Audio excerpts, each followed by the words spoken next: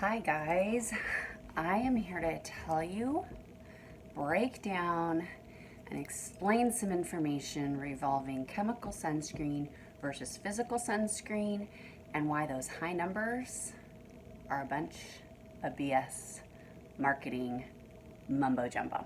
Okay, and I have my computer because I actually wrote, I felt like I was doing a book report because I have all this tidbits of knowledge from different trainings over the years and different certifications, melanoma certifications, and work I've done with American Cancer Society and different things is all just like a pool of jumbled information. So I really wanted to be able to explain it to you guys in a clean and concise way that's not just the normal Audrey jibber jabber. So I took notes. It took me like a week to pull from all my different articles and findings and figure and put it all together. So I'm going to try my best to do this information justice because I think it's so important of a topic, and particularly May is Melanoma Awareness Month. This is something that is relevant to everybody, every age, every skin color, every skin tone, whether you burn, whether you freckle, whether you don't, whether you just tan beautifully, whether you don't even need a tan, because you guys, the sun is only getting stronger. Our environment has so many toxins we're exposed to. And if we're using something like sunscreen, like you guys know I'm all about clean beauty. I love the makeup. I love the lotions, potions, magic potions. But sunscreen is not something any of us are using because it's luxurious, because we think we're pampering ourselves. The sole reason we're using sunscreen is to protect our health, is to protect our skin health, right? So if there are ways to do so in a more protective way, let's do it, right? Also, if there's ways to do so that's increasing our chances of other cancers, of other damages, or actually not protecting us against the whole reason we're using it, skin cancer, why the F would we be using it, okay? So a question I get so often, because I partner with Beauty Counter and because I carry cleaner lines in my spa, is, oh, where's your 75? Oh, I don't use anything under 50. Oh, well, how come this safe line doesn't have a 55? Or how come this doesn't use 75? Or we're in Hawaii, we need that 100, baby. Because safer SPFs are not going to have the high number because it's chemical, okay? It's a chemical sunscreen as opposed to a physical sunscreen. So let's break this down. First thing that's important to understand is UVA versus UVB. UVA and UVB are two different types of radiation coming off from the sun that our body absorbs. It hits our body and impacts our body. UVB is primarily responsible for burns, B for burns, got it? UVA causes tanning and skin aging, A for aging. B for burning, A for aging. You with me? Both types of UVA radiation increase your chance of skin cancer. Both, all right? So when you're first looking for a sunscreen, you want something that's labeled as broad spectrum or labeled UVA, UVB protection, okay? If it's one or the other, garbage. Don't waste a penny on it. Throw that shit away, all right? So even if it's labeled safe, always check for UVA and UVB, because marketing and because clean, green, safe beauty is on the rise, a lot of things are going to rely on that marketing to make you think, okay, this is the right choice, right? So next we're going to move on to SPF, which stands for sun protection factor. It measures how well your sunscreen protects you from UVB, burning rays, all right? Not UVA. So when you're thinking of your daily sunscreen that you're applying to your face, okay, I'm going to put on my esthetician hat here. We're trying to keep people looking beautiful, right?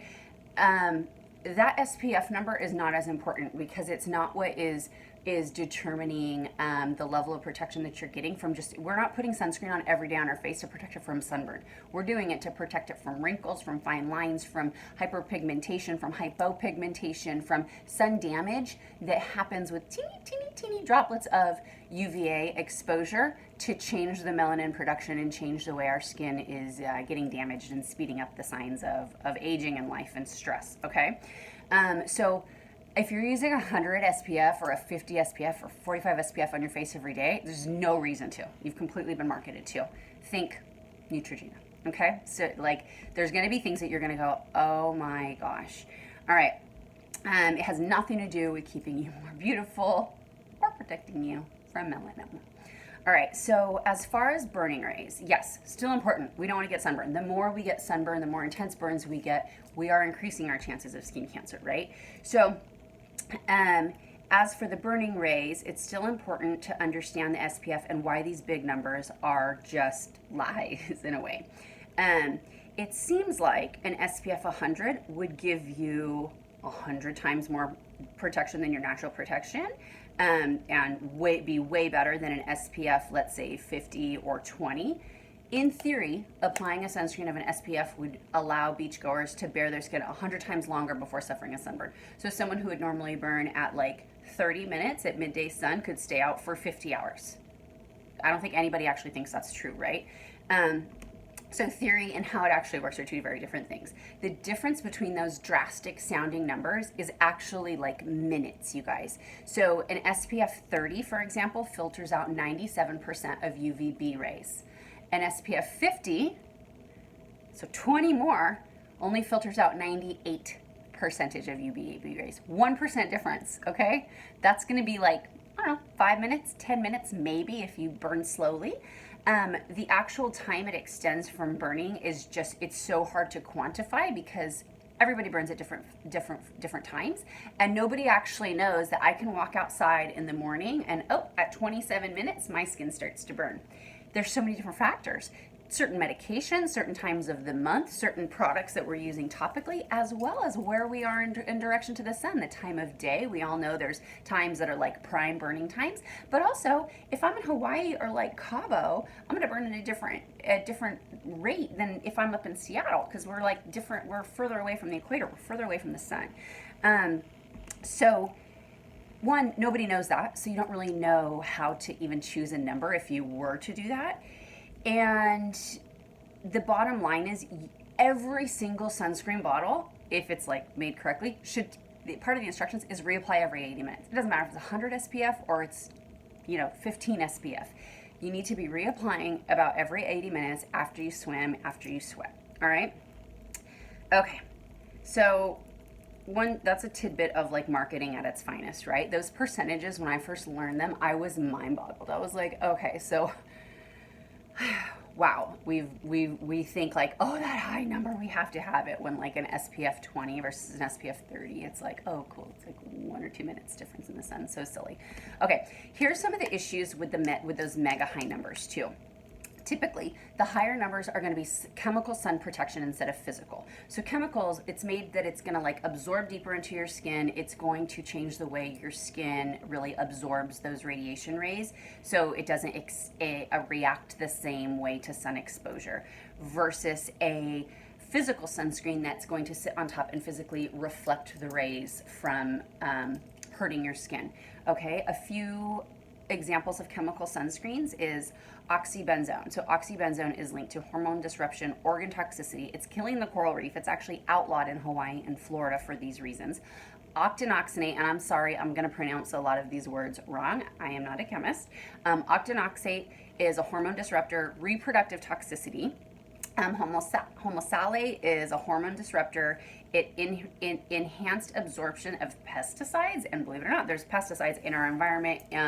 Ingredients that are used in pesticides are also used in different skincare products, so it absorbs the rate in which those are increased into our bodies. Octocyrylene, something with an O, is linked to increased skin allergies and skin irritation. All of these are perfectly legal, but you guys, hormone disruption, that's carcinogen. If we're messing with the way our hormones react, breast cancer is usually a hormone receptive cancer. It's something that if you have increased, estrogen in your body, a place that loves estrogen is the breast. So anything that's like a hormone mimicker, disrupting hormones, has to do with having babies, but it also has to do with so many other internal systems. We do not want fake hormones messing with us internally. It's unintentionally, okay? So a rule of thumb I say is all the O's. Any of those active sunscreens, active ingredients in sunscreen start with an O, nix it. It's bad for us, it's bad for the environment. Get it out of here, all right? A few of the safe ingredients, there's two. Non-nano zinc. You want to make sure that the zinc is labeled non-nano, not even just zinc, okay? And titanium dioxide. If your sunscreen is not one of those two ingredients, I'm sorry, you need to throw it away. It's not doing good for you. It's not doing good for our world, all right? So really like thinking about the fact that so many of these ingredients are posing to other health risks when they penetrate the skin, linking to tissue damage, potential hormone disruption. Some trigger allergic reactions that you wouldn't even not necessarily immediately upon putting it on, but just it's messing with our immune system from the inside out. So showing and knowing that these high SPF products were better at maybe reducing the immediate skin damage or burn, but with all the extra chemical exposure, like, is it justified, right? If it was actually protecting us in a better way, then some people might say, yeah, but well, my main concern is skin cancer or a sunburn. But the fact that it's linked to all these other health issues and is not actually the superior sun protection, why? Why does it even risk it? Go for an SPF 30 instead of that SPF 70, okay? It's the prudent choice. Chemical sunscreens also, they break down in effectiveness when exposed to the sun. Hello, what? So I'm using a product that is supposed to do one thing, but when it's exposed to heat or sun, which is the entire time and reason I'm using it, because I'm going to be in the sun, and it's less effective? What? So when it's advertised that big number, it's slowly lessening in effectiveness over day, over time, over exposure. So people don't actually know what the SPF rate, it might say 70, but maybe it's giving you 60, maybe it's giving you 50, who knows? Like, so annoying, right? So you really want something that doesn't break down in effectiveness, that is what it's advertised. Hello, physical sunscreen. Think like the physical sunscreen, think of like the lifeguards with the white zinc, right? Now, zinc has come a long way. I'm not going to try and tell you to slather up with white Desitin looking stuff because I'm not going to use that. Why on earth would I suggest for you to use that, okay? So besides the actual physical harm in the crappy ingredients, it also tends to trick people into worse behavior with the sun. They're not as responsible because they think, I got 50 on, I got 100 on, I'm good all day, baby. I don't need to reapply. Again, the instructions will tell you to reapply every 80 minutes, reapply after sweating, reapply after all those times, because it's not going to block you for 100 times what we think, right? So it's also really lessening in the protection, because someone who has a lower number is more apt to be like, I should put this on, I should put this on, I should put this on, versus that $100. It's just like, I'm gonna bake all day. So remember, I said the SPF measures the protection of UVB radiation. Doesn't tell you how much protection you are or aren't getting from UVA radiation, which also hurts your skin in the long term. So let's jump over and talk to UVA. As an esthetician, I wanna just like hiss at this. UVA, the aging rays, no, right? That's what's speeding up fine lines, the age spots, all the things. Anything is going to be worse with sun exposure, you guys. I'm sorry.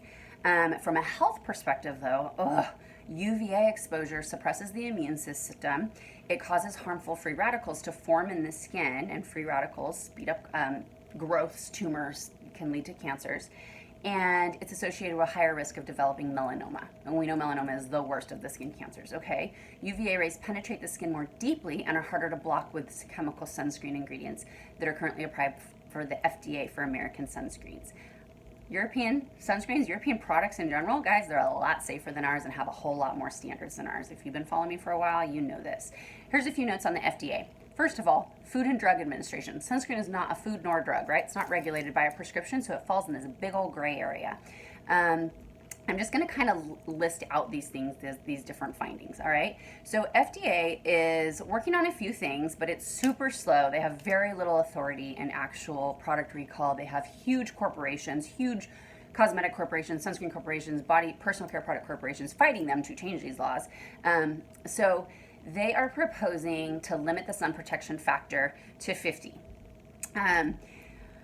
Proposing doesn't mean it's going to happen. Now, a sunscreen's SPF rating has little to do with its capacity to shield from UVA rays. We've talked about this, right?